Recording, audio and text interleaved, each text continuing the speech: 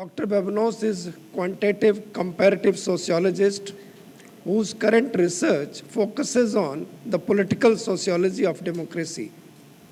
In the past, he has also published on economic development in post-socialist transitions economies and quantitative methods for cross-national comparisons. He writes extensively on public policy issues and is widely cited commentator on Australian higher education.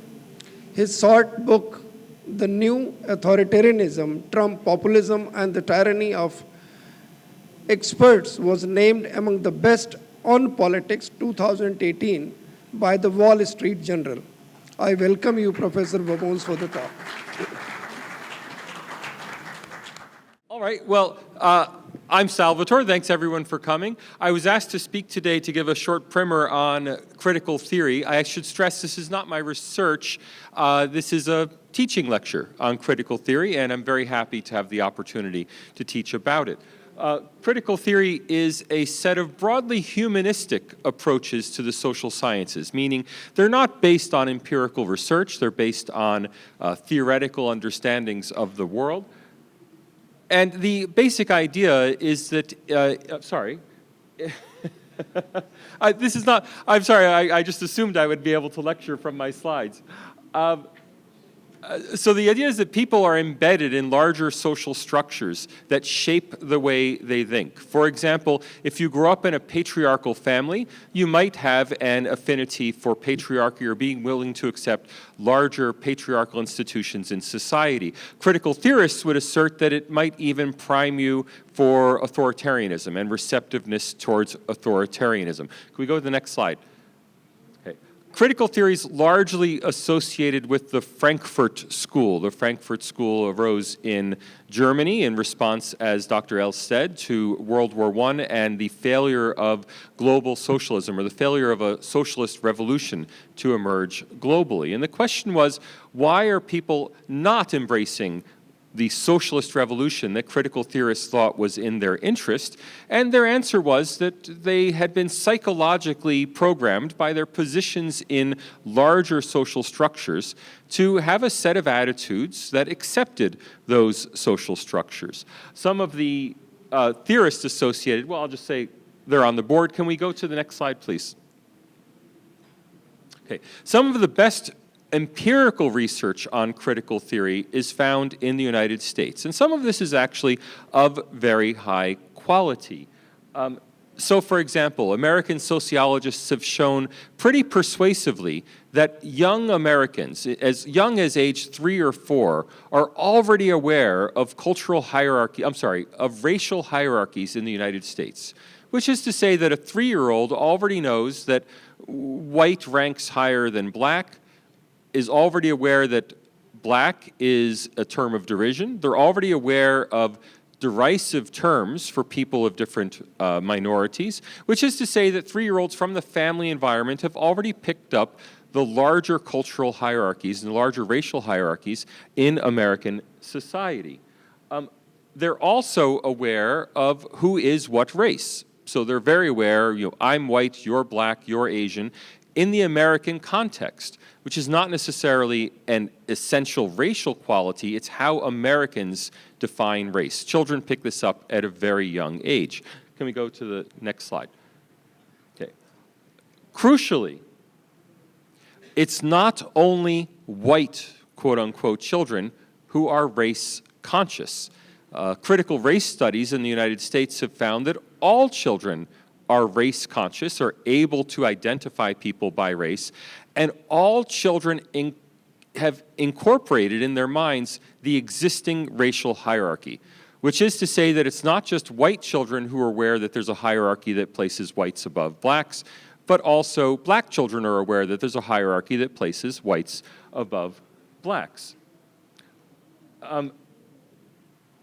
So it's not only white children who incorporate and who internalize these hierarchies, but black children as well. Now, I want to stress this is entirely consistent with the theory, the original theories of critical theory, which were developed to suggest that working class people would incorporate the hierarchies in society and accept their place in existing society. So far, we're entirely consistent with the theoretical edifice that was built in Europe and then replicated empirically in the United States. Can we go to the next slide? All right. All Americans are aware of broad racial generalizations. So, for example, everyone's aware that African Americans commit more crimes than non-African Americans. White children are aware of that, black children are aware of that, white adults are aware of that, black adults are aware of that. Now, it's important to realize that in the United States context, it's not only a white person who will avoid driving through a black neighborhood out of fear of crime. A black person will also avoid driving through a black neighborhood out of fear of crime. This racialization of the American cultural hierarchy is something that all races are aware of. Similarly, everyone in America racializes Barack Obama as America's first African American president. Of course, Barack Obama is 50% Irish American. Why do we see him as African American instead of as Irish American? Well, because Americans are attuned to pick up these racial hierarchies. Okay. Thank you. Can you go back one second? Yeah. So these kinds of hierarchies are often described as a form of structural racism. And that's where critical race theory departs from what can meaningfully be understood as critical theory in social science, in that it's not racism, that is, it's not conscious denigration of another race to recognize these hierarchies. They're racial structures. Racial structures are not necessarily racist structures. Okay, next slide, and I'll prompt for the slides, thanks. Okay. This term, structural racism, has now transcended its roots in meaningful social science to become a policy term. Okay. We talk about the legacies of slavery as part of structural racism, the fact that most African Americans are descended from slaves, thus have less accumulated family wealth, thus have less accumulated family cultural capital, or less educated, and these legacies of slavery continue. It's a structural fact of America, but it's not necessarily racist, which is to say that if someone moves to the United States from Nigeria, that person doesn't, by moving to the United States, become someone who is a victim of the legacies of slavery. That person may be part of the racialization in America of blacks, but that person doesn't suffer disadvantage. And again, here we can see Barack Obama as a prime example. Barack Obama is the child of an African PhD student and a white American mother. Barack Obama, of course, has none of the handicaps resulting from the legacy of slavery. Yet, the American system racializes him as black and views his accomplishments as the accomplishments of an African American, when in fact his accomplishments have nothing to do with overcoming the legacies of slavery. Similarly, selective admissions at universities are based on this idea that people of different races, particularly African Americans, have suffered a legacy of racism, yet they're not based on any actually existing demonstrable racism. In fact, African Americans in the US face significant positive discrimination in education throughout their educational careers in the United States. However, they generally come from a lower class background, a lower economic background, a lower educational background. So there's not racism in the active sense. Instead, there's a structuring according to race, which the critical race theorists have used to obfuscate the matter. That is, they've taken a structural patterning according to race, and they've called that racism. Okay, next slide, please. Okay. Now, when we move abroad, trying to apply this to other countries, including to Bharat, is not a direct application. We could imagine a critical theory for Bharat. So you could imagine a critical caste theory that is developed to account for structural inequalities in Indian society. But just as with the United States, the fact that there are structural inequalities does not mean that there is active casteism. Okay. We could even make the same account not only for caste, but for linguistic differences. For example, South Indians, so people who speak Malayalam, people who speak Tamil, are on average wealthier and better educated than people whose native language is Hindi. So would we say that there is a structural anti-Hindiism in Indian society? Oh, of course we wouldn't. But the structural patterns are still there, that people who speak South Indian languages as their native languages are structurally, on average, better off than people who speak North Indian languages. Okay.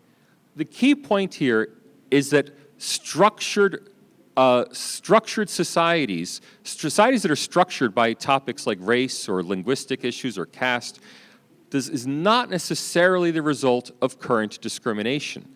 And thus the claim that ending discrimination will end these structures is empirically false. Next slide, please. Okay. As a result, affirmative action policies, which exist in the US and in India, generally only benefit the most advantaged of people in the structural category being selected. Because the problem is not actual racism, because the problem is not actual casteism, the affirmative action policies don't fight racism or casteism. Instead, the affirmative action policies merely pluck people up who are the most advantaged of the disadvantaged and give them additional benefits. Next slide. Okay. So overall, critical race theory in the United States is at best inspired by critical theory. It's not really a direct application of critical theory. The problem is that critical theory has become political in its application instead of being treated as an academic topic. As an academic endeavor, it's perfectly respectable, but its political application has been really wildly inaccurate. Okay, I think, final slide. With apologies for going over 1 minute, very often we see in India that especially Bharatiya graduate students are applying US principles and US theories to an Indian or a Bharatiya environment where it's not directly applicable. Slide, please. Yeah. And the fact is that caste is not a race.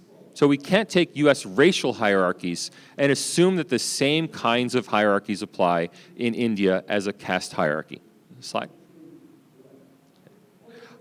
This applies especially to the claims about Afro-Dalits.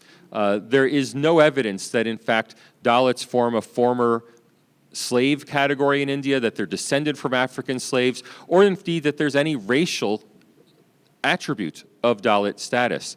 Instead, these are US categories that have been inappropriately applied to India. I think that's it. Ironically, critical theory would tell us that the policy interventions that are currently being proposed, which is to say affirmative action, would not themselves fight racism or casteism, even if racism and casteism exist. And ultimately, that's the great irony of critical theory, is that if we really accept the premises of critical theory, then we would find that affirmative action to favor people of low caste or lower race would not actually solve the problems that critical theory finds, which is the problem of structure in society. Okay. And I believe that's it. Thank you very much. I think the best way forward is the RSS way. The best way forward is simple social interaction. If you want to eliminate casteism, dine with people of other castes, socialize with people of other castes. Indian religious and lay organizations for the past 100 years have been working to eliminate caste distinction in society, and I think they seem to be doing a very good job of it. Keep up the good work. Apologies for running over. Thank you, everybody.